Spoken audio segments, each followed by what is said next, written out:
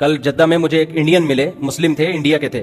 کہتے ہیں مفتی صاحب میں حیران ہوتا ہوں, اتنے پڑھے لکھے ہندو انڈیا میں سمجھ میں نہیں آتا یہ پتھر کی مورتیوں سے مانگتے کیوں ہیں. یہ کہہ رہے ان کو کیا ہو گیا. چلو کوئی جاہل ہو, اول تو جاہل میں بھی اتنی سینس تو ہوتی ہے نا,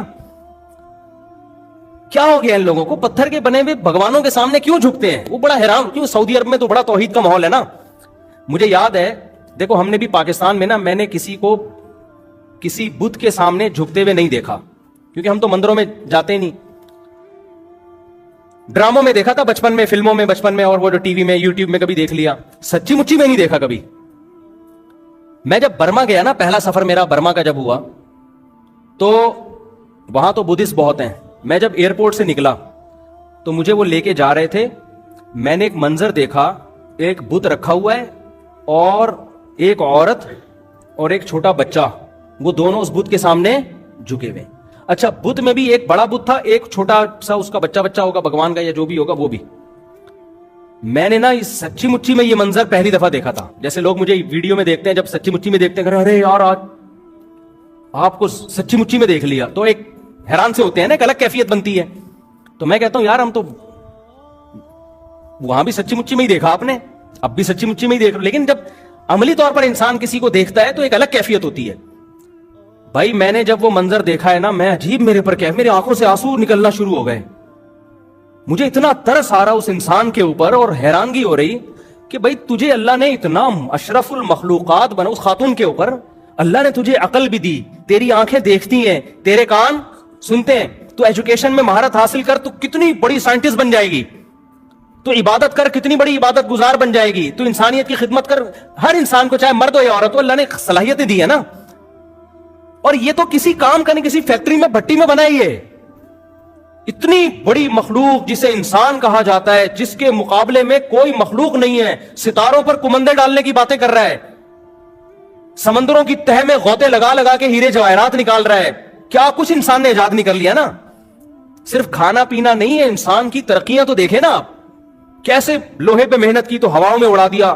کتنی قابلیت, کتنی طاقتیں اللہ نے انسان کو دی ہیں, اور بیٹھا کس کے سامنے ہے, ایک پتھر کے بنے ہوئے بت کے سامنے بیٹھا ہوا ہے, اور اس کے سامنے سر جھکا رہا ہے. اس بت کو اللہ اگر سینس دے تو کیسا ہنسے گا اس کے اوپر کہ تجھے تو نے مجھے بنایا ہے. جو مشینیں تو نے بنائی ہیں نا, فیکٹریاں تو نے بنائی ہیں, تیرے سائنسدانوں نے بنائی ہیں, میں ان میں بناؤں. پہلے ہاتھوں سے بنتا تھا, ٹائم لگتا تھا. جاپان کے سائنسدانوں نے ایسی مشینیں بنانی, ادھر جناب مسالہ ڈالو, بھگوان بن کے فوراً باہر. میرا ایک مقصد خدا کی قسم کسی مذہب کا مذاق اڑانا نہیں ہے, میرا مقصد انسانیت کے بارے میں یہ بتانا ہے کہ انسان کو اللہ نے بہت بڑی فضیلت دی ہے.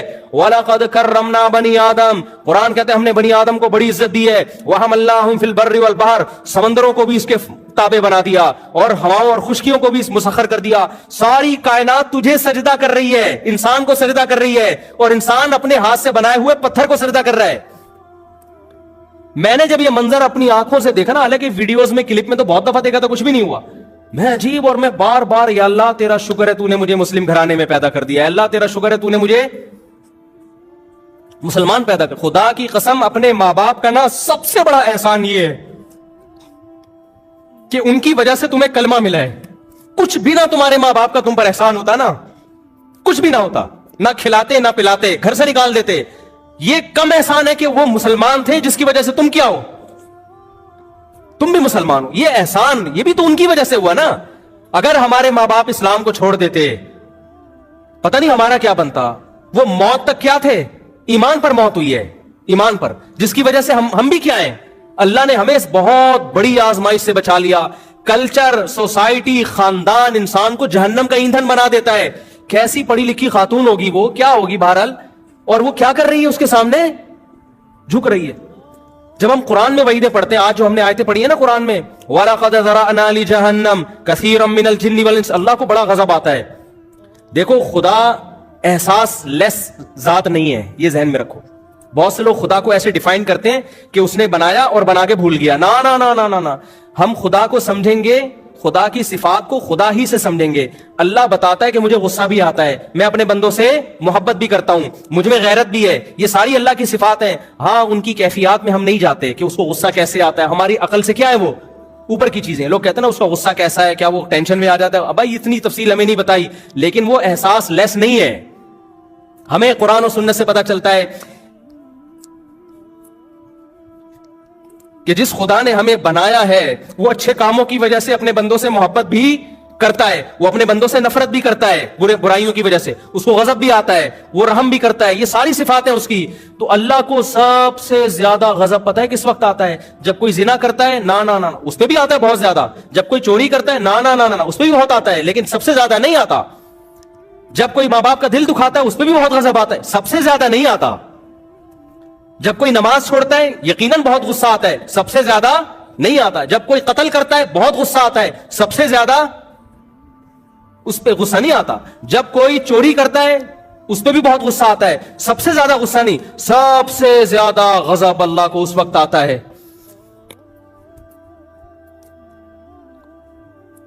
کہ جس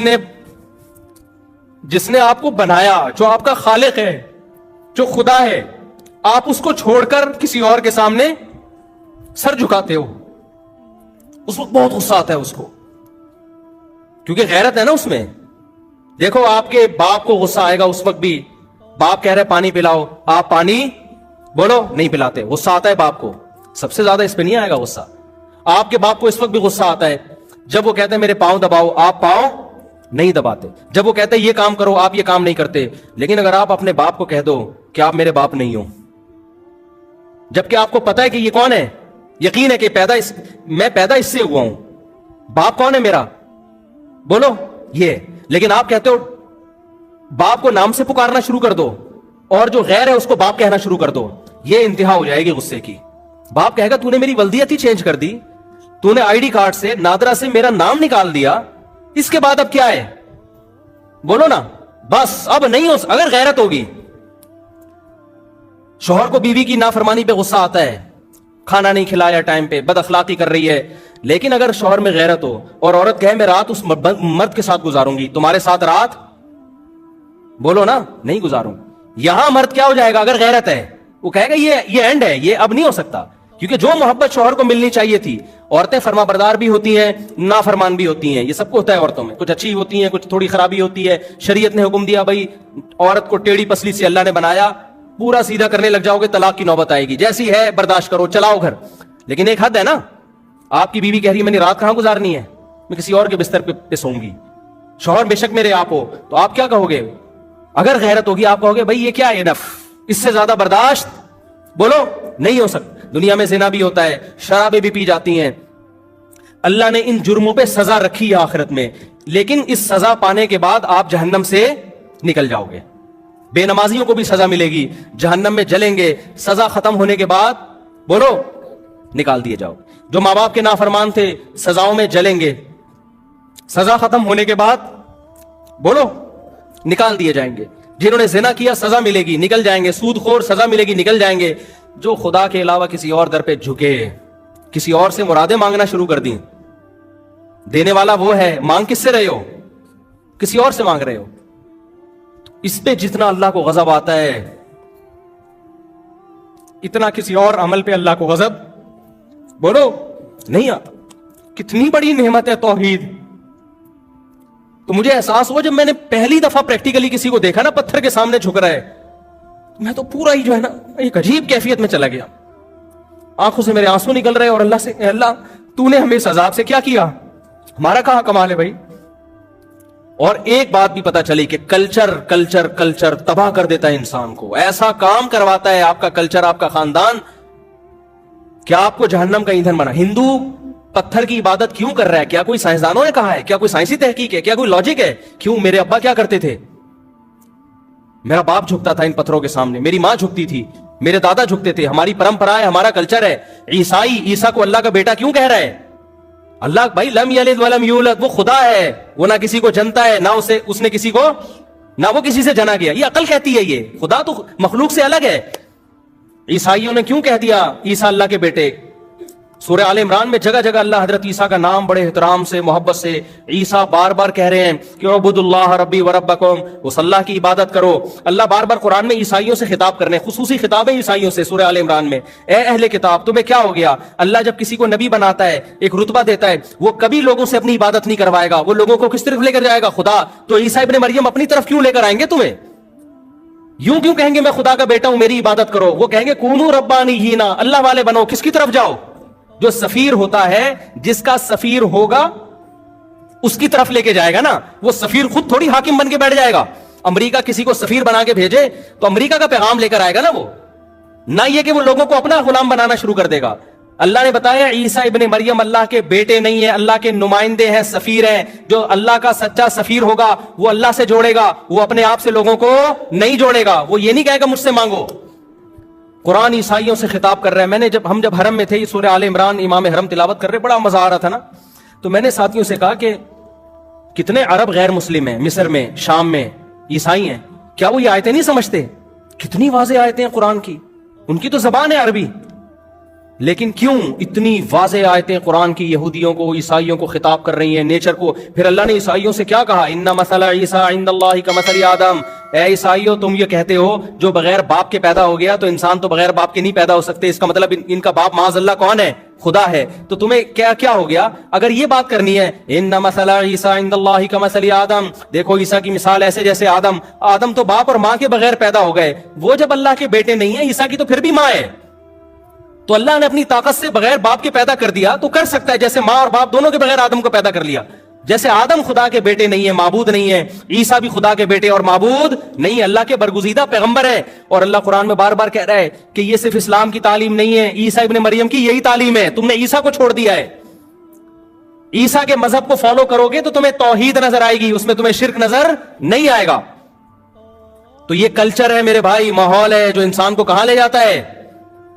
بولو، گمراہی کی طرف لے کے جاتا۔ قرآن کلیئر کرتا ہے اس کو کہ وہ دیکھو کہ عقل کیا کہتی ہے اور خدا کیا کہتا ہے۔ تو یہ پوری کشتی ہے عقل کی اور کس کی؟ دل کی۔ دل کلچر کو فالو کرواتا ہے، ماں باپ کو فالو کرواتا ہے، عقل کہتی ہے نا نا نا نا نا، میرا باپ اگر پتھر کے بنے ہوئے بتوں کے سامنے جھکا تھا، میرے باپ سے مسٹیک ہوئی ہے، میں یہ مسٹیک بولو نہیں کروں۔ میرے باپ اگر مزاروں پہ جا کے بزرگوں سے دعائیں مانگتا تھا، میری ماں مانگتی تھی، میرے پیر مانگتے تھے، اس سے مسٹیک ہوئی ہے، میں بزرگوں کی قبروں پہ جا کے دعائیں نہیں مانگوں گا۔ حاجات پوری کرنے والا کون ہے؟ صرف اللہ ہے۔ اب تو مشرکین نبی کی قبر پہ جا کے معاذ اللہ نبی سے مانگ رہے ہوتے ہیں ایسے ایسے الفاظ کہ مجھے وہاں مدینہ میں گیا، بھائی مفتی صاحب آپ نبی سے میرے لیے یہ دعا مانگیں۔ میں نے کہا یار جو توحید کے علمبردار پیغمبر ہیں، آپ حرم میں بیٹھ کے یہ باتیں کر رہے ہو؟ نبی سے تھوڑی دعا کس سے مانگی جائے گی؟ اللہ سے مانگی جائے گی۔ حاجت کون پوری؟ یہ تو جو قبر میں موجود ہیں نبی صلی اللہ علیہ وسلم، ان کی تعلیمات کو تم ان کی قبر پہ جا کے دھجیاں اڑا رہے ہو، ان کی تعلیمات کی۔ کیسی عقل ہے، کیسی جہالت ہے۔ بس جو پیر صاحب، جو بزرگوں نے، جو جاہل بزرگ، ہم بزرگ لیس نہیں ہیں الحمدللہ کہ بزرگوں ہی کا انکار کرتے ہیں۔ بزرگوں کی بھی کتنی قسمیں ہیں؟ 2 قسمیں ہیں، کچھ توحید پرست ہوتے ہیں، کچھ مشرک اور بدعتی ہوتے ہیں۔ تو عقل سے کام لو میرے بھائی۔ تو یہ جو عقل اللہ نے انسان کو دی نا، عقل اور دل، تو اللہ کو اس مخلوق سے سب سے زیادہ پیار ہے، کیونکہ اب یہ نیک کام کرے گا تو یہ ایسے نہیں کر لے گا جیسے فرشتے کرتے ہیں۔ فرشتوں کے پاس برائی کا آپشن نہیں ہے، اس کے پاس آپشن ہے۔